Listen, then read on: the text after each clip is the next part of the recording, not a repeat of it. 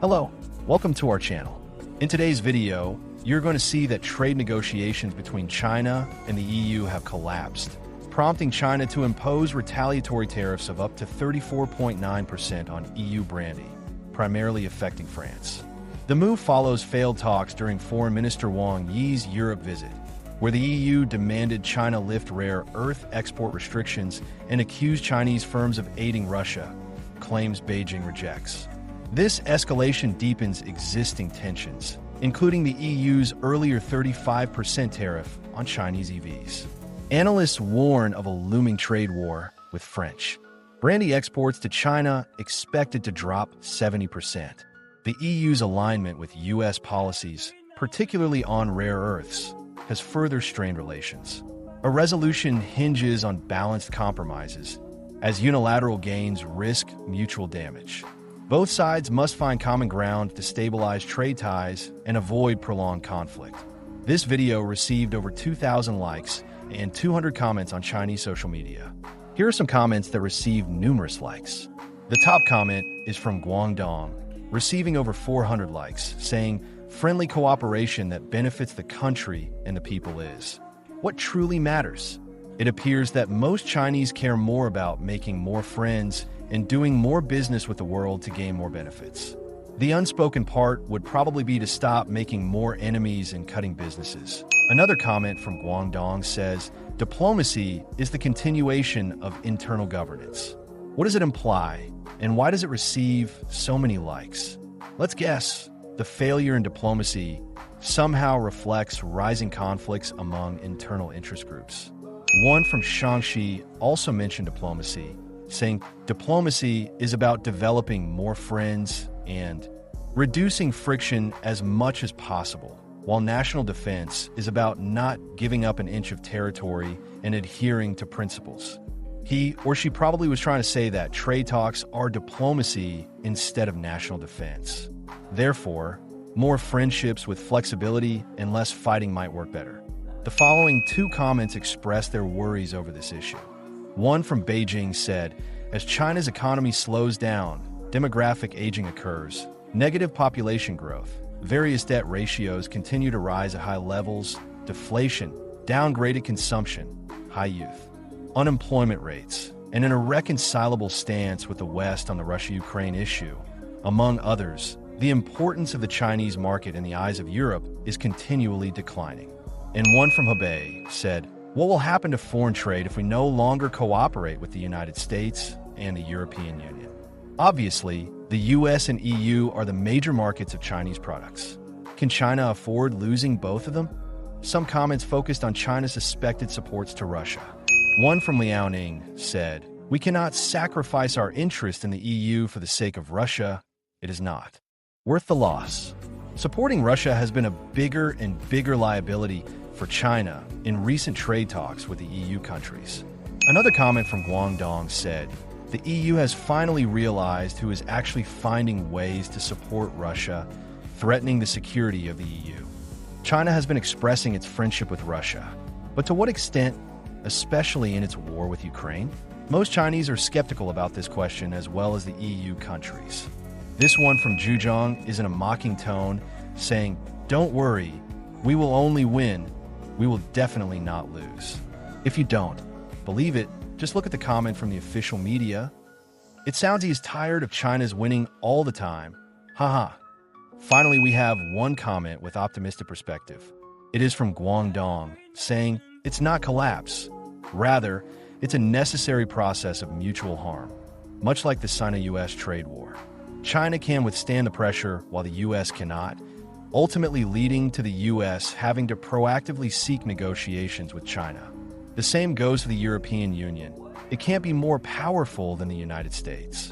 Wow, it is really an insightful piece reminding me of Trump's art of deal. Maybe it is truly the case. If you're interested in viewing the original post on Chinese social media with its full comment section, please find the link below. Voice of Chinese, this channel brings you daily most viewed and commented videos on Chinese social media, which we believe will help the world better understand the Chinese people within the great internet firewall of China. This channel is started by a Chinese high school student and his father, a beer brewer in Shanghai. Please support us by subscribing to the channel, leaving comments, including improvement ideas, and of course, sharing with others. In addition, if you're interested in knowing what the Chinese are talking about a specific issue or topic, please feel free to also leave us a comment. We will do our best to look for them on various Chinese social media and bring them to you. Your support will encourage us keep working and improving to bring more daily interesting arguments and debates from China. Thank you. Now I'm bringing you the original video. Turn on auto-translate subtitles if needed. 3, 2, 1。中国和欧盟的贸易谈判谈崩了。中国宣布对部分欧盟产品加征高额关税，对于欧盟来说显然是有点不知所措。中国商务部最新声明指出，基于反倾销条例的有关规定，从本周六起，中国将对原产于欧盟地区的白兰地征收最高达34.9%的高额反倾销关税，为期5年，其中大部分都是来自法国的这些干邑白兰地。据悉呢，在中欧贸易关系紧张以来，中方近期对欧盟实施的最新一笔惩罚性关税政策，很显然，这是因为中欧贸易谈判未取得期待的结果。就在王毅外长访欧期间，欧盟外交政策负责人卡拉斯公开要求中国终止对稀土产品的出口限制，同时公开斥责中方，中国企业对俄罗斯的支持对欧洲的安全构成了严重威胁，要求中方停止对俄罗斯的物质支持。很显然，这一无端的指控将极大影响中欧之间的贸易，也影响了中欧之间的对话。对于现在这个僵持的局面，对于双方来说都是非常困难的。对于现在的惩罚型关税实施，那么对于欧洲的很多产品，一些白兰地将会产生毁灭性的打击。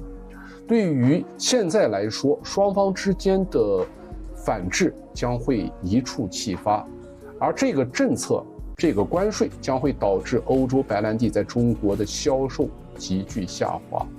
法国国家白兰地的相关机构的负责人对外表示，法国对华干邑月出口量将会下降达到70%。毕竟，中国是世界上消费白兰地的巨大的市场，对欧洲的白兰地是起到了至关重要的作用。